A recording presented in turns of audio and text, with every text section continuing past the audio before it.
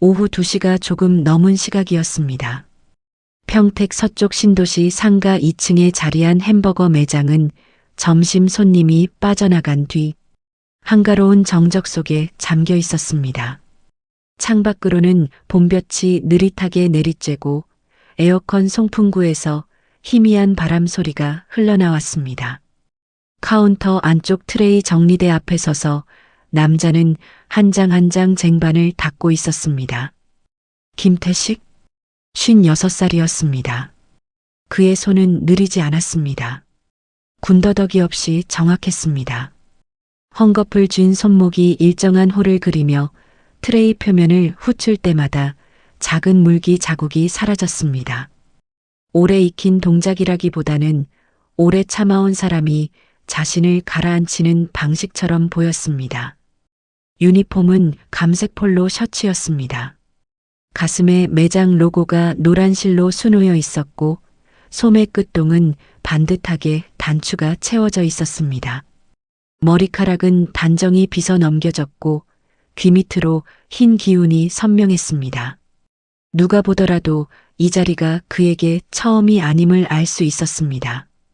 그러나 또한 누가 보더라도 이 자리가 그에게 원래의 자리가 아님을 느낄 수 있었습니다. 태식이 이 매장에 오기까지 걸린 시간은 3년이었습니다.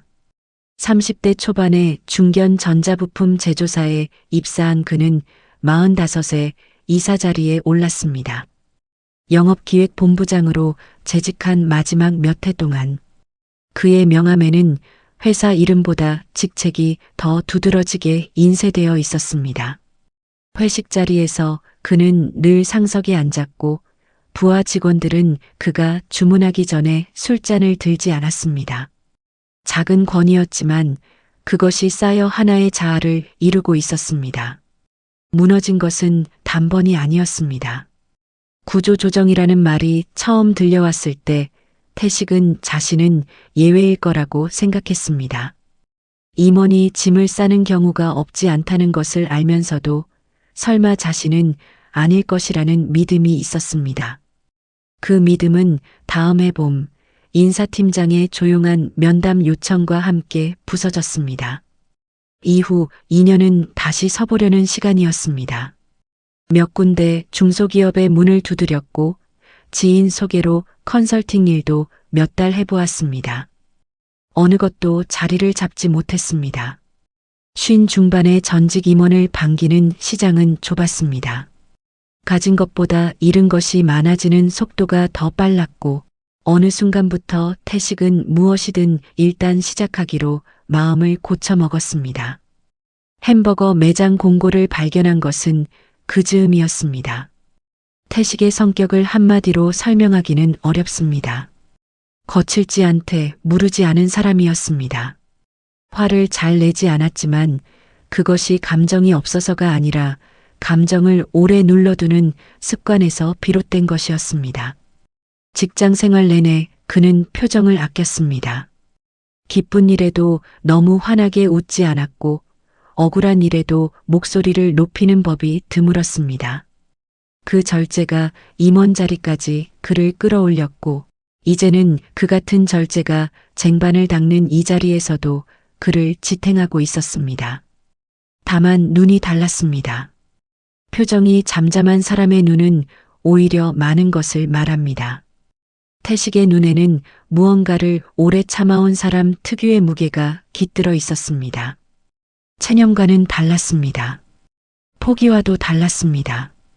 굳이 이름을 붙이자면 아직 끝나지 않은 무언가를 기다리는 눈빛이라고 해야 할 것 같았습니다. 유리문이 열린 것은 그가 11번째 트레이를 닦을 때였습니다. 발소리가 가벼웠습니다. 한산한 오후에 자주 들어오는 종류, 무엇을 먹을까 이미 알고 들어오는 사람의 걸음이 아니었습니다. 어딘가를 둘러보는 발소리였습니다. 태식은 고개를 들지 않은 채 카운터 쪽으로 몸을 돌렸습니다.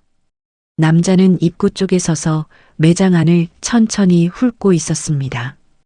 50대 중반쯤 되어 보이는 얼굴이었고 잘 다린 차림새에 가죽 서류 가방을 들고 있었습니다. 그 눈이 카운터 위에 태식에게 닿는 데는 몇 초가 걸리지 않았습니다. 그리고 멈추었습니다. 태식도 멈추었습니다.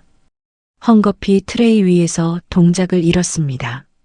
30년 전 같은 강의실에서 같은 교수의 목소리를 듣던 시절의 얼굴이 눈앞에 있었습니다. 박준호였습니다. 태식은 천천히 숨을 내쉬었습니다. 들키지 않을 만큼 작은 숨이었습니다. 그러나 무언가가 이 오후가 이 쟁반들처럼 조용하게 지나가지는 않을 것이라는 예감이 그의 손끝에서 이미 시작되고 있었습니다. 준호는 바로 돌아서지 않았습니다. 잠깐 멈춘 뒤 마치 아무것도 보지 못한 사람처럼 태연하게 카운터 앞으로 걸어왔습니다. 그 걸음이 오히려 태식을 불편하게 했습니다. 모른 척 하려는 것인지 아니면 일부러 가까이 오는 것인지 알 수 없었기 때문입니다. 준호는 메뉴판을 올려다보는 신용을 하다가 입을 열었습니다. 클래식 버거 하나. 목소리는 평온했습니다. 반가움도 놀람도 없이 주문하는 목소리였습니다. 태식은 시선을 단말기에 고정한 채 수량을 눌렀습니다. 드시고 가세요. 포장이세요? 먹고 가지. 준호가 카드를 내밀며 처음으로 태식의 얼굴을 정면으로 보았습니다. 그리고 말했습니다. 태식이 맞지? 김태식? 태식은 카드 단말기에 카드를 밀어 넣으며 고개를 짧게 끄덕였습니다. 그래, 나야. 준호의 입끝이 움직였습니다. 웃음이라고 부르기에는 애매한 어딘가 무게를 얹은 표정이었습니다. 그렇구나. 여기서 일하는구나. 태식은 영수증을 건네며 대답하지 않았습니다. 번호표를 출력해 카운터 위에 올려놓으면서 자연스럽게 시선을 다음 동선으로 옮겼습니다. 오래 익힌 방식이었습니다. 감정이 올라오는 곳을 미리 막아두는 방식. 준호가 자리를 잡은 것은 카운터에서 가장 잘 보이는 창가 테이블이었습니다. 우연이라고 보기 어려웠습니다. 매장 안에 빈자리가 여럿 있었고 그 가운데 굳이 카운터를 정면으로 마주하는 자리였습니다. 태식은 주방 쪽으로 주문서를 넘기며 그 사실을 인식했지만 내색하지 않았습니다. 잠시 후 트레이를 들고 테이블 앞에 섰습니다. 버거와 음료, 감자튀김이 가지런히 놓여 있었습니다. 아무 이상이 없는 트레이였습니다. 준호는 포장지를 열었습니다. 한 입 베어 물더니 곧 버거를 내려놓았습니다. 이거 피클 들어갔네. 태식이 트레이를 받아 돌아서려던 참이었습니다. 멈추었습니다. 피클 빼달라고 했는데. 태식은 조용히 준호를 바라보았습니다. 주문 과정을 떠올렸습니다. 메뉴 이름만 말했습니다. 추가 요청은 없었습니다. 단말기 화면에도 특이사항은 없었습니다. 그러나 지금 이것을 따지는 것은 의미가 없었습니다. 죄송합니다. 다시 만들어 드리겠습니다. 그냥 빼주면 안 돼? 직접 빼면 되잖아. 위생상 교체해 드리는 게 맞습니다. 아, 번거롭게. 준호는 한숨을 짧게 내쉬었습니다. 피해를 입은 사람의 한숨이 아니었습니다. 수고로움을 누군가에게 떠넘기는데 익숙한 사람의 한숨이었습니다. 태식은 트레이를 들고 카운터 안쪽으로 돌아왔습니다. 주방 쪽 벽면 위에 붙어 있는 안내문이 눈에 들어왔습니다. 손글씨로 쓴 메모였습니다. 오래전 점장이 붙여둔 것이었습니다. 제재조시 재료 손실은 담당자 귀책 여부에 따라 급여 정산 시 반영될 수 있습니다. 태식은 그 문장을 이미 알고 있었습니다. 처음 이 매장에 왔을 때 점장이 직접 설명해 주었습니다. 고의적 실수나 부주의로 인한 폐기는 본인 책임이라고. 당시에는 별 생각 없이 들었습니다. 지금은 달랐습니다. 클래식 버거 한 개의 재료 원가는 1,500원 안팎이었습니다. 태식의 시급으로 따자면 10분쯤 되는 금액이었습니다. 큰 돈이 아니었지만 작은 돈도 아니었습니다. 아니, 금액의 문제가 아니었습니다. 자신의 실수가 아닌데 자신의 것이 줄어든다는 사실이 문제였습니다. 그러나 태식은 두 번째 버거를 만들기 시작했습니다. 패티를 올리고 채소를 얹으면서 피클 칸만 비워두었습니다. 손이 흔들리지 않았습니다. 마음이 다른 곳을 향하고 있을 때 손은 오히려 더 또렷하게 움직였습니다. 오래된 습관이었습니다. 태식이 카운터 밖으로 나가려는 순간 옆에서 걸음이 붙었습니다. 김다은이었습니다. 24살, 이 매장에서 파트타임으로 일한 지 6달이 된 직원이었습니다. 아까부터 카운터 한쪽에서 정수기 필터를 점검하는 척 상황을 지켜보고 있었습니다. 제가 가져다 드릴게요. 목소리가 낮았습니다. 작지만 분명했습니다. 괜찮아. 아니에요. 저도 봤어요. 주문내요. 피클 빼달라는 요청 없었거든요. 태식은 잠시 다은을 바라보았습니다. 그녀의 눈에는 어떤 결의 같은 것이 들어 있었습니다. 젊은 사람의 눈에서만 볼 수 있는 아직 세상과 타협하지 않은 눈빛이었습니다. 그냥 내가 할게. 내가 나설 일 아니야. 다은이 따라왔습니다. 결국 둘이 함께 테이블로 갔습니다. 트레이를 내려놓자 준호가 다은을 올려다보았습니다. 태식 옆에 서 있는 젊은 직원을 위아래로 훑고는 말했습니다. 뭐야, 교육이 안 된 거야? 주문을 왜 잘못 받아? 다은의 입술이 살짝 열렸습니다. 저희가 확인한 주문 내역에는 피클 제외 요청이 없었습니다. 혹시 말씀하실 때 내가 분명히 말했거든? 기억력 문제야, 뭐야? 준호의 목소리가 한 단 높아졌습니다. 주변 테이블이 없어서 다행이었습니다. 있었다면 더 크게 들렸을 것입니다. 태식이 다은의 앞에 한 발 나섰습니다. 저희 쪽 확인이 미흡했습니다. 불편드려서 죄송합니다. 다은이 무언가 더 말하려다 멈추었습니다. 태식의 등이 보였기 때문입니다. 앞을 막아선 것이 아니었습니다. 다만 그 자리에 서 있는 방식이 이 상황을 자신이 끝내겠다는 뜻처럼 읽혔습니다. 준호는 새버거를 바라보더니 아무 말 없이 포장지를 열었습니다. 카운터로 돌아온 뒤 다은이 조용히 물었습니다. 억울하지 않으세요? 태식은 행주를 집어들었습니다. 억울한 게 아니라 잠시 멈추었다가 말을 이었습니다. 때로는 지는 게 이기는 거야. 다은은 납득하는 표정이 아니었습니다. 그러나 더 묻지 않았습니다. 태식은 카운터 안쪽에서 창가 테이블을 한 번 더 바라보았습니다. 준호는 이제 버거를 먹으면서 스마트폰 화면을 들여다보고 있었습니다. 마치 아무 일도 없었다는 듯이. 어쩌면 그에게는 정말로 아무 일도 없었던 것인지 몰랐습니다. 그 무심함이 태식의 가슴 어딘가를 건드렸습니다. 분노는 아니었습니다. 그보다 조용하고 오래된 것이었습니다. 자신이 50대 중반이 되도록 지켜온 어떤 원칙이 지금 이 자리에서 무엇을 위해 작동하고 있는지 묻는 질문 같은 것이었습니다. 쟁반을 한 장 더 닦았습니다. 그러면서 생각했습니다. 조용히 넘기는 것과 조용히 포기하는 것은 다를 수 있다고. 그 차이를 자신이 아직 알고 있는지는 확인이 필요했습니다. 오늘 이 오후가 그 확인의 시작인지도 몰랐습니다. 창밖 봄볕은 여전히 느렸습니다. 준호는 자리에서 일어났습니다. 트레이를 반납하지 않은 채 계단 쪽으로 걸어가며 태식을 한번 돌아보았습니다. 눈이 마주쳤습니다. 준호는 아무 말도 하지 않았습니다. 태식도 하지 않았습니다. 그러나 태식의 손은 잠시 멈추어 있었습니다.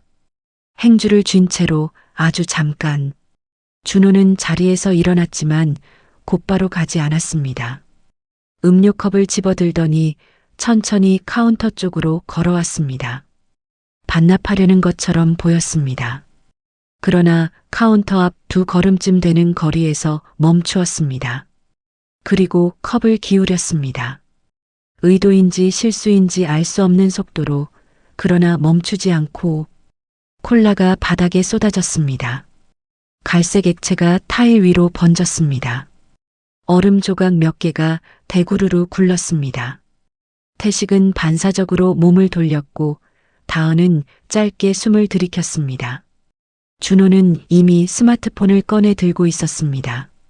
셔터 소리가 2번 났습니다. 바닥에 흥건한 음료, 그 옆에 서 있는 유니폼 차림의 태식. 준호는 화면을 들여다보며 사진을 확인했습니다. 마치 물건을 구매하기 전에 품질을 살피는 것 같은 표정이었습니다. 위생 상태가 좀 그렇네. 이런 거 올리면 반응이 꽤 오겠는데. 낮은 목소리였습니다. 혼잣말처럼 들렸지만 태식을 향한 말이라는 것은 분명했습니다. 태식은 대걸레를 가지러 가지 않았습니다. 잠시 그 자리에 서 있었습니다. 바닥을 보지 않았습니다. 준호를 보지도 않았습니다. 그의 시선은 카운터 위 어딘가 아무것도 없는 지점을 향하고 있었습니다. 다은이 먼저 움직였습니다. 지금 뭐 하시는 거예요? 질문이 아니었습니다. 준호는 다은을 한번 흘깃보더니 스마트폰을 주머니에 넣었습니다. 그러고는 아무 말 없이 계단 쪽으로 걸어갔습니다. 발소리가 멀어졌습니다. 매장 안에는 에어컨 소리만 남았습니다. 본사 클레임은 그날 저녁에 접수되었습니다. 태식은 다음날 출근해서 알았습니다. 매니저 이진수가 사무실 문을 열어두고 기다리고 있었습니다. 38살, 이 매장을 위탁받아 운영한 지 2년 된 사람이었습니다. 평소에 나쁜 사람이 아니었습니다. 다만 본사 연락이 오면 빨리 처리하는 것을 원칙으로 삼는 사람이었습니다. 책상 위에 출력된 종이가 놓여 있었습니다. 클레임 내용 요약이었습니다. 태식은 그것을 읽었습니다. 사진 2장이 첨부되어 있었습니다. 바닥에 쏟아진 음료, 그리고 그 옆에 서 있는 자신. 이진수가 먼저 말했습니다. 고객분이 서비스 불만이랑 위생 문제를 같이 올리셨어요. 매장 관리 소홀이라고. 제가 쏟은 게 아닙니다. 저도 그러길 바라는데 사진이 이렇게 남아있으니까요. 이진수는 말을 잇지 않았습니다. 태식도 마찬가지였습니다. 해명할 말이 없어서가 아니었습니다. 말해봐야 달라질 것이 없다는 것을 알고 있었기 때문입니다. 클레임이 접수된 순간 결론은 이미 결정되어 있었습니다. CCTV 확인해 보면 됩니다.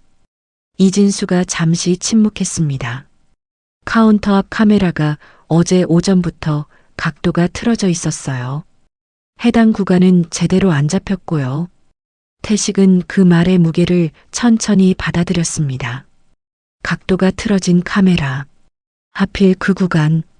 우연이라고 보기 어려웠지만 증명할 방법도 없었습니다. 본사에서 처리 요청이 왔습니다. 죄송한데 오늘부로 근무 종료해 주셔야 할 것 같아요. 태식은 사물함 앞에 섰습니다. 자물쇠를 열고 안을 들여다보았습니다. 여분 앞치마 1장, 손소독제 작은 통, 그리고 돌돌 말린 비닐봉지 2장. 가져온 것도 많지 않았고 남겨진 것도 많지 않았습니다. 하나씩 꺼내 비닐봉지에 담았습니다. 손이 느리지 않았습니다. 지나치게 차분한 손이었습니다. 다은이 사물함 옆에 서 있었습니다. 언제 왔는지 몰랐습니다. 말도 안 돼요. CCTV도 없고 사실 확인도 없이 이렇게 하면 안 되잖아요. 태식은 자물쇠를 사물함 고리에 걸어두었습니다. 다은 씨, 네. 나중에 어디서 일하든 오늘 같은 일 생기면 너무 나서지 마. 너한테 불똥 튀는 거야. 다은의 얼굴이 굳었습니다. 그게 지금 저한테 하실 말씀이에요? 하고 싶은 말이 그게 다야. 태식은 비닐봉지를 들고 일어섰습니다. 다은은 무언가 더 말하려다 입을 다물었습니다. 눈시울이 붉어졌습니다. 태식은 그것을 보았지만 모른 척했습니다. 모른 척하는 것이 지금 그녀에게 줄 수 있는 가장 나은 것이라고 생각했습니다. 매장을 나온 것은 오전 10시 반이었습니다. 계단을 내려오니 봄볕이 정면으로 쏟아졌습니다. 태식은 잠깐 눈을 찡그렸다가 그냥 걸었습니다. 상가 앞 주차장을 가로질러 인도로 나섰습니다. 특별히 가야 할 곳이 있는 것은 아니었습니다. 이 나이에 다시 시작한 일이었습니다. 이력서를 쓰는 것도 면접을 보는 것도 익숙하지 않은 나이에 그래도 이만큼 버텼다는 생각이 스쳤습니다. 그러나 그 생각은 위로가 되지 않았습니다. 버텼다는 것이 곧 견뎌냈다는 뜻은 아니었습니다. 비닐봉지를 든 손이 약간 무거웠습니다. 내용물은 가벼웠지만 그것을 들고 나오는 상황이 무거웠습니다. 태식은 그 무게를 털어내려 하지 않았습니다. 지금은 그것을 느끼는 것이 맞다고 생각했습니다. 버스 정류장 앞 벤치에 앉았습니다. 오래 앉아 있을 생각은 없었습니다. 그냥 잠깐이었습니다. 맞은편 건물 외벽에 현수막이 하나 걸려 있었습니다. 취업 박람회 안내였습니다. 다음 주 토요일 평택 시민회관. 전 연령 환영이라고 쓰여 있었습니다. 글씨가 크고 선명했습니다. 태식은 그것을 한동안 바라보았습니다. 전 연령 환영. 그 문구가 가슴에 걸렸습니다. 환영받는다는 것이 오랜만에 눈앞에 나타난 것 같아서 그 단순한 문장이 뜻밖의 낯설었습니다. 태식은 비닐봉지를 무릎 위에 올려놓았습니다. 주머니에서 핸드폰을 꺼냈습니다. 화면을 켜지는 않았습니다. 그냥 손 안에 쥐고 있었습니다. 무언가를 해야 한다는 것은 알았습니다. 어떻게 해야 하는지는 아직 몰랐습니다. 그러나 모른다는 것이 아무것도 없다는 뜻은 아니었습니다. 잃은 것은 분명했지만 잃지 않은 것도 있었습니다. 그것이 무엇인지 아직 말로 꺼낼 수 없었지만 어딘가 있다는 느낌은 남아 있었습니다. 버스 한 대가 지나갔습니다. 태식이 탈 버스가 아니었습니다. 그는 자리에서 일어나지 않았습니다. 조금 더 앉아 있었습니다. 봄볕 아래서 비닐봉지를 무릎에 올려둔 채로 56살의 오전 10시 반이었습니다. 아직 하루가 남아 있었습니다. 다은이 영상을 올린 것은 태식이 매장을 나간 지 2시간이 지난 오후였습니다. 영상은 길지 않았습니다. 2분 40초. 다은이 직접 목소리를 입힌 것도 아니었습니다. 자막만 달았습니다. 흔들리지 않는 손으로 쓴 문장들이었습니다. 첫 화면은 매장 입구였습니다. 그 다음은 카운터, 유니폼을 입고 트레이를 닦는 남자의 뒷모습. 다은이 며칠 전부터 조각조각 모아온 장면들이었습니다. 특별한 순간이 아니었습니다. 그저 일하는 사람의 하루였습니다. 그리고 마지막에 어제의 장면이 짧게 붙었습니다. 음료가 쏟아지는 순간, 그리고 그 옆에 서 있는 태식의 옆모습. 자막은 담담했습니다. 이분은 오늘 해고되었습니다. 본인 잘못이 아닌 일로. 거기서 끝내지 않았습니다. 다은은 이틀 전 우연히 알게 된 사실을 자막으로 적었습니다. 태식이 직접 말한 것이 아니었습니다. 같은 아파트 단지에 사는 매장 단골 손님이 흘린 말이었고 다은은 그것을 귀에 담아두었다가 이날 꺼냈습니다. 이분의 아내는 4년 전 암 진단을 받았습니다. 치료비를 마련하기 위해 임원직을 스스로 내려놓았고 가진 것을 모두 썼습니다. 아내는 작년에 세상을 떠났습니다. 이분은 지금도 병원비 빚을 갚고 있습니다. 그 아래 마지막 자막이 하나 더 있었습니다. 그래도 매일 출근했습니다. 쟁반을 닦으면서. 태식은 그날 오후 내내 집에 있었습니다. 평택 외곽의 빌라 반지하였습니다. 방 2개짜리 공간에 짐은 많지 않았습니다. 아내가 떠나고 나서 큰 가구들을 하나씩 처분했습니다. 남은 것은 작은 밥상과 낡은 소파, 그리고 창가에 놓인 화분 하나였습니다. 아내가 기르던 것이었습니다. 이름을 몰랐지만 매일 물을 주었습니다. 비닐봉지를 구석에 놓고 소파에 앉았습니다. 핸드폰은 테이블 위에 뒤집어 두었습니다. 특별히 연락이 올 곳도 없었고 확인하고 싶은 것도 없었습니다. 그런데 진동이 왔습니다. 처음에는 무시했습니다. 두 번째도 그냥 두었습니다. 세 번째가 울렸을 때 화면을 뒤집었습니다. 다은이었습니다. 문자 메시지였습니다. 어르신, 죄송해요. 허락을 못 받았는데 올렸어요. 근데 후회는 안 해요. 보셔도 되고 안 보셔도 되는데 링크 드려요. 태식은 한동안 그 문장을 바라보았습니다. 후회는 안 한다는 말이 마음에 걸렸습니다. 24살이 쓸 수 있는 문장이었습니다. 아직 잃은 것보다 지킬 것이 많은 나이의 문장. 링크를 누르지 않았습니다. 그냥 내려놓았습니다. 영상은 그날 밤 사이에 번졌습니다. 처음에는 다은의 팔로워 몇백 명 사이에서 공유되었습니다. 그 다음날 오전에는 맘카페 두 곳에 퍼졌습니다. 오후가 되자 지역 커뮤니티에 올라왔고 저녁에는 트위터와 인스타그램에서 수천 명이 공유했습니다. 누군가 영상을 캡처해 올린 글에는 댓글이 수백 개 달렸습니다. 공감하는 말들이었습니다. 분노하는 말들이었습니다. 그리고 어떤 사람이 썼습니다. 모금 계좌라도 있으면 보내고 싶다. 그 댓글 아래 다른 사람이 답했습니다. 그리고 또 다른 사람이 답했습니다. 3시간 만에 크라우드 펀딩 플랫폼에 누군가 직접 페이지를 개설했습니다. 수익자 본인의 동의 없이는 입금되지 않는 방식이었습니다. 개설자는 다은이 아니었습니다. 이름 모를 누군가였습니다. 다음 날 아침 그 페이지에는 412명이 참여해 있었습니다. 태식이 그 사실을 안 것은 다은의 두 번째 연락을 통해서였습니다. 전화였습니다. 태식은 받지 않으려다 받았습니다. 어르신, 저예요. 알아. 영상 보셨어요? 안 봤어.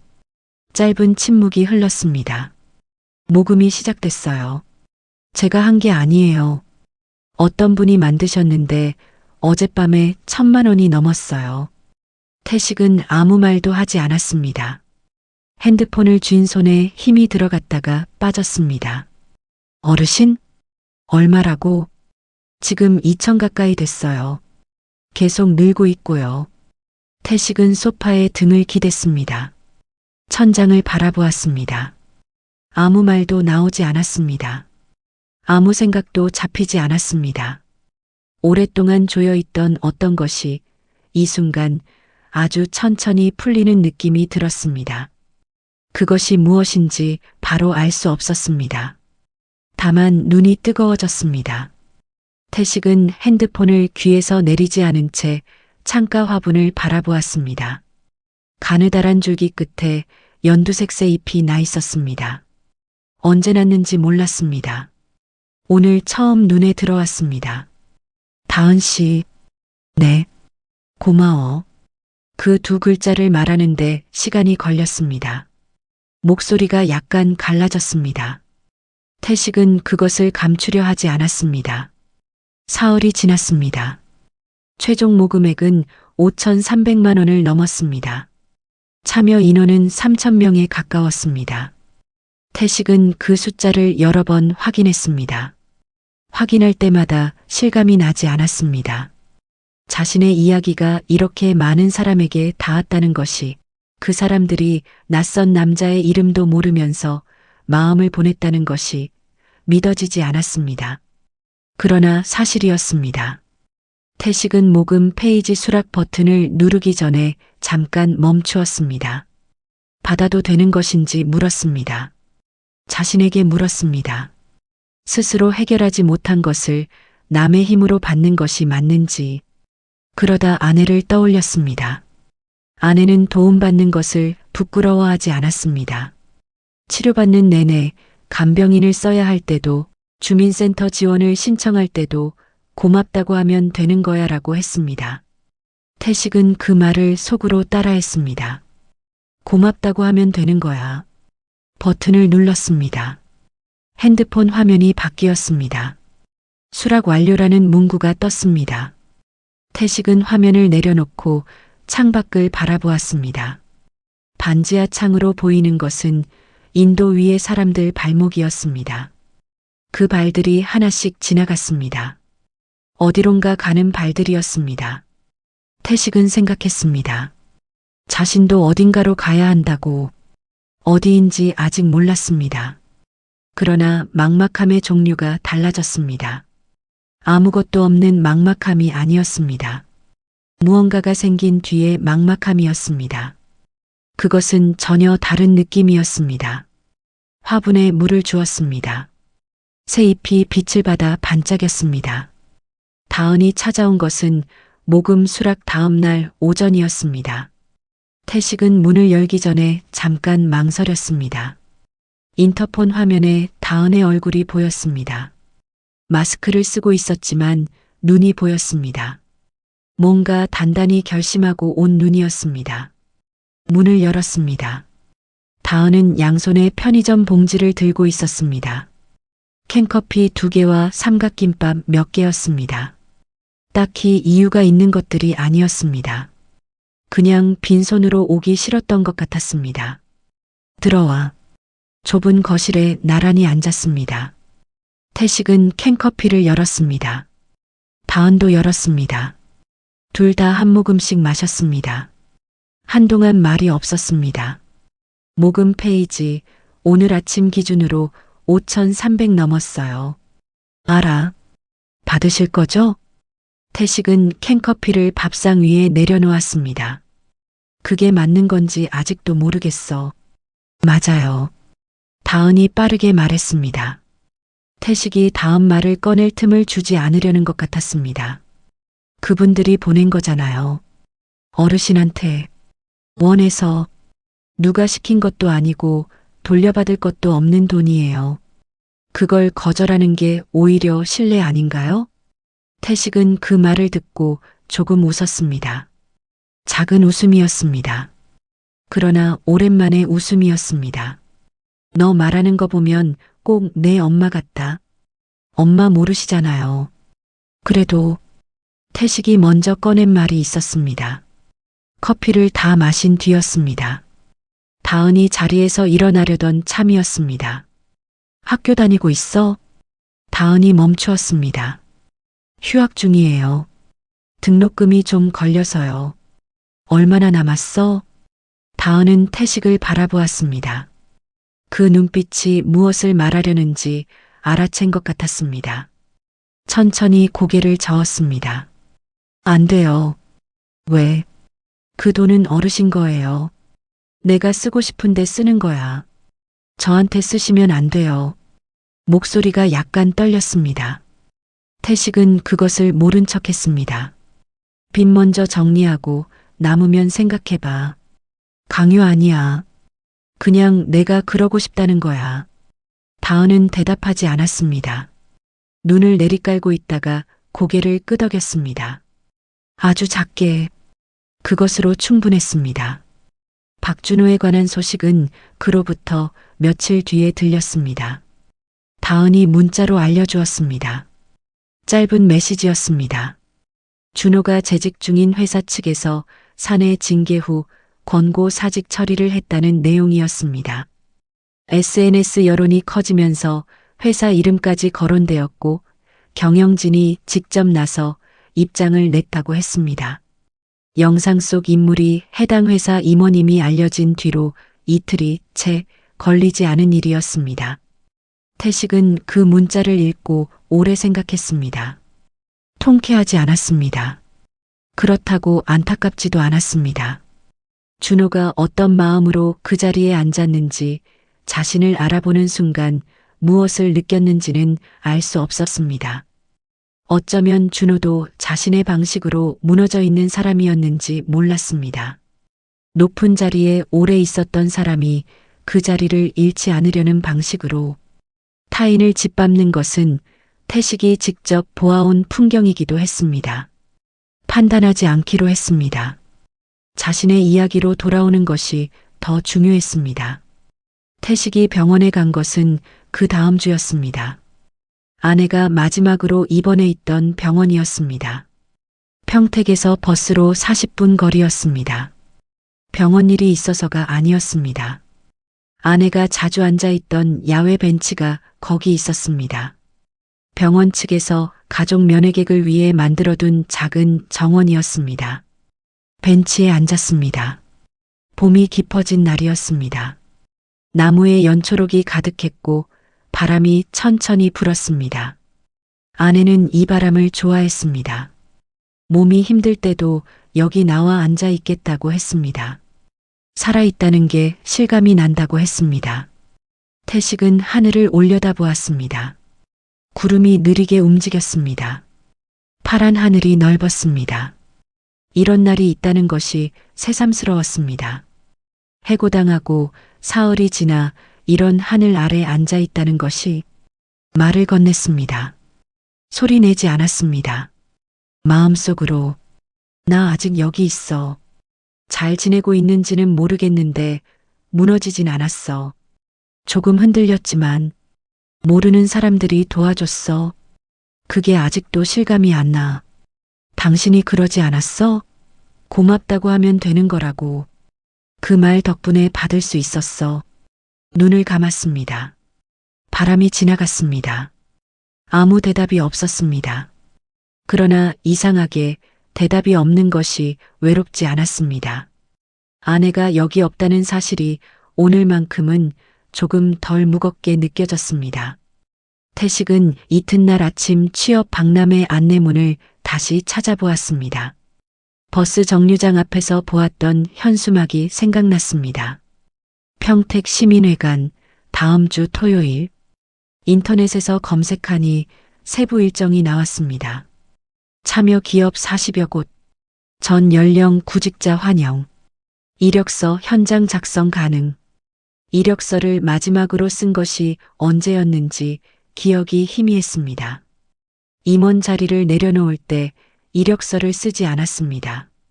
그 뒤 몇 군데 문을 두드릴 때 썼지만 그것도 3년 전 일이었습니다. 메모장을 꺼냈습니다.